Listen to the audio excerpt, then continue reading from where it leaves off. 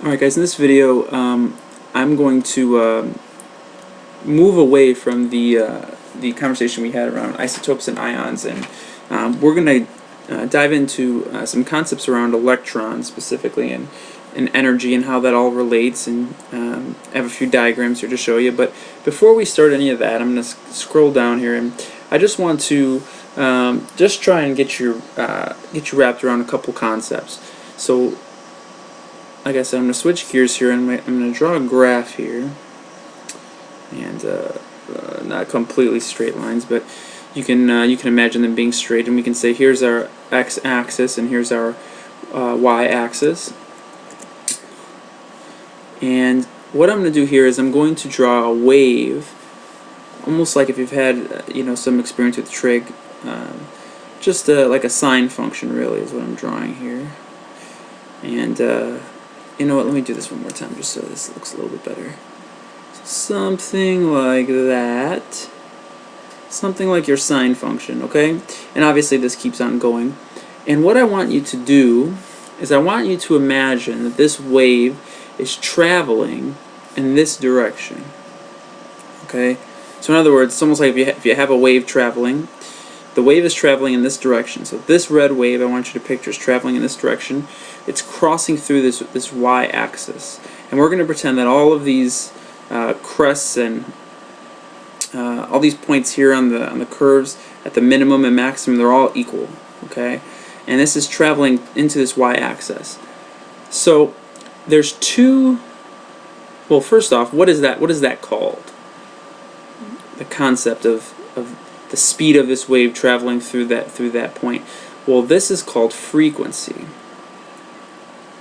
Okay? And there's two ways that you can change the frequency. The first way that you can change the frequency is if I were to say, okay, let's speed up in some way, let's speed up how fast this wave is traveling through here. Let's speed this up. If we sped it up, or if we slowed this down, the rate at which the wave was traveling, the frequency would either increase or decrease naturally. So very basic concept there. But there's another way that you can change the speed at which this wave is traveling. If we were to make the wave smaller, so we're going to make another graph here. It's not very straight. If we were to draw it again here, if we were to make the wave smaller, and I'll do this one in yellow. So if we were to make the wave smaller, and we're going to pretend that this is the same distance, we can get on a smaller wave, even if they're both going at the same speed in this direction to the y-axis, even if they're going at the same speed, the frequency, the rate at which the crests and each wave would pass would be faster. Another way to think about it is you can kind of picture each wavelength. So a wavelength would be this right here. This would be one wavelength. And then you'd have another one here. Right? That would be another wavelength, and then so on, and you can keep doing it. So you can see here in this second graph, there's more wavelengths, if they were going at the same speed, that would pass the y-axis per unit time. Okay? So the way to think about it is, and we're going to we're going to scroll down a little bit here. So we know we have frequency is the rate at which these wavelengths pass through here, or pass through a point. And we know that on the top of it we have the speed. If we raise the speed or lower the speed, the frequency will raise or lower. So in other words, the frequency is proportional to speed. If we raise the speed, the frequency will raise. If we lower the speed, the frequency will lower. Now here's the other part that you kind of have to pay a little bit of attention to. As far as the wavelength is considered, the wavelength,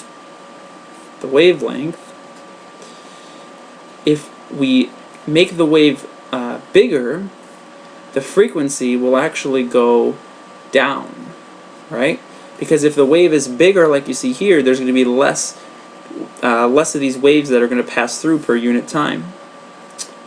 if the wavelength is smaller, you're going to have more frequency. You're going to have more of these pass through per unit time. So this is inversely proportional. And this is a way to write inversely proportional.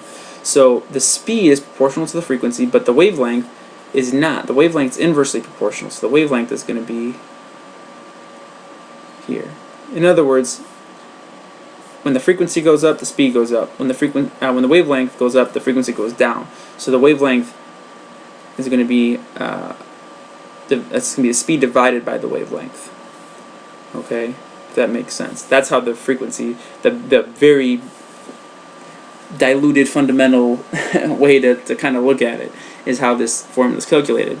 Now, for the sake of chemistry, at least for now, when we talk about frequency, we are going to use a Greek symbol called nu, and sometimes it's also written kind of like that, but that's F and here's nu, and we're going to use this symbol when we talk about the frequency, and we're going to say that that's equal to the frequency when we're writing our equation. And then when we look at the speed of the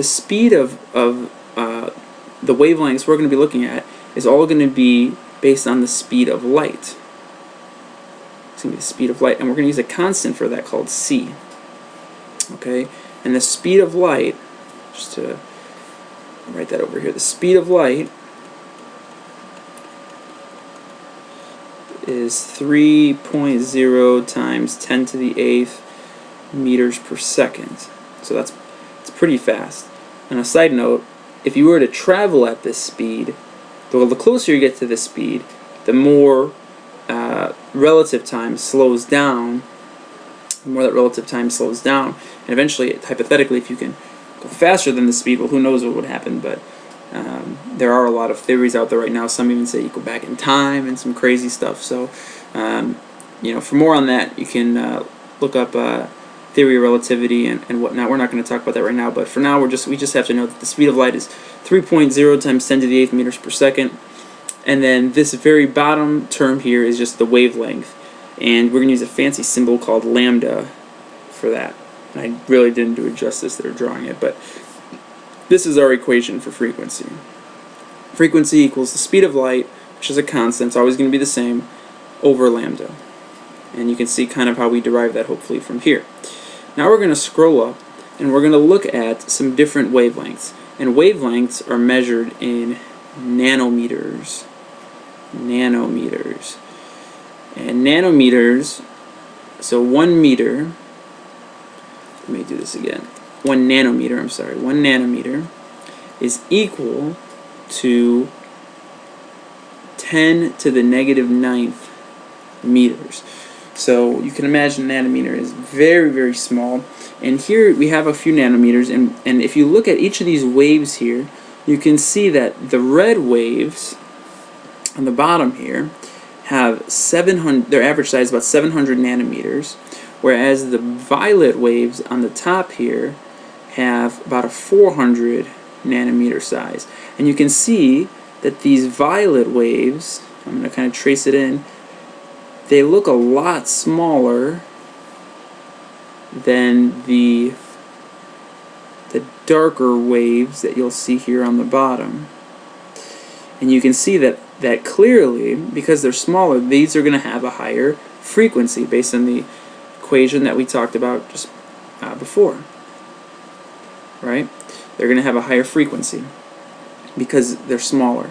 And then it goes down the chain. And the easy way that I remember this is I just remember Roy G.